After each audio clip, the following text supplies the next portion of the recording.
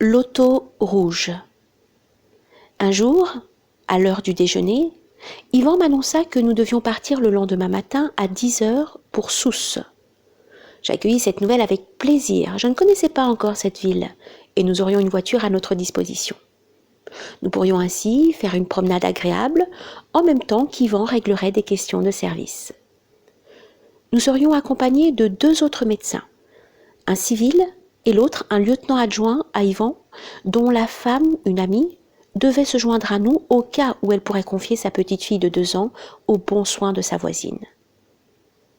La distance étant de 250 km aller-retour, nous ne pourrions rentrer que le soir.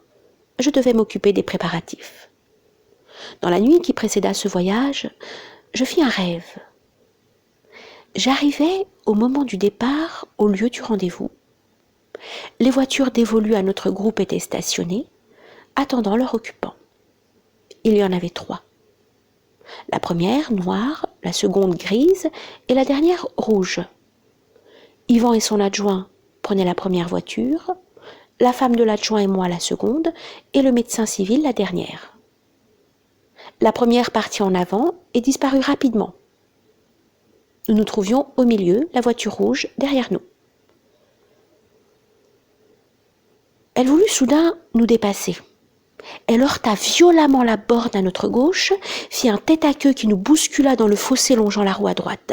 Notre chauffeur réussit à empêcher notre voiture de se renverser, à la maintenir malgré les violents cahots qui la secouaient en tous sens. Madame B, absolument terrorisée, poussait des cris de désespoir. Elle se lamentait sur le sort de sa fillette qu'elle laisserait orpheline. Quant à moi, je craignais que l'affolement de la pauvre femme ne fasse perdre le contrôle de notre chauffeur. Je posais mes mains sur ses épaules et le priais calmement de garder son sang-froid et de maintenir solidement le volant.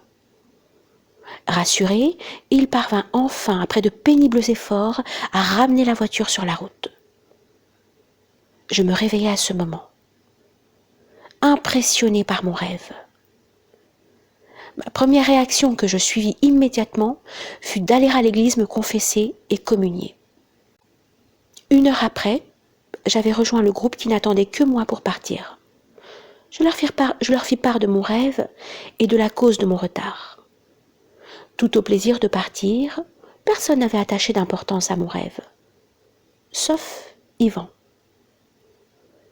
Cependant, les couleurs des voitures ainsi que leur attribution étaient exactement celles que j'avais décrites. On se mit enfin en route et tout se déroula selon le processus du rêve.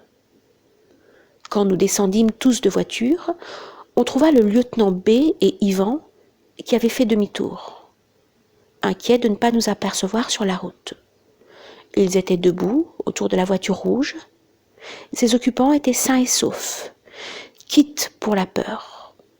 Mais les pneus avaient été arrachés. Lorsqu'ils reconstituèrent l'accident d'après le trajet des voitures, tout le monde conclut au miracle, et il fut décidé de donner tout l'argent que chacun avait sur lui en aumône, aussitôt arrivé à Sousse.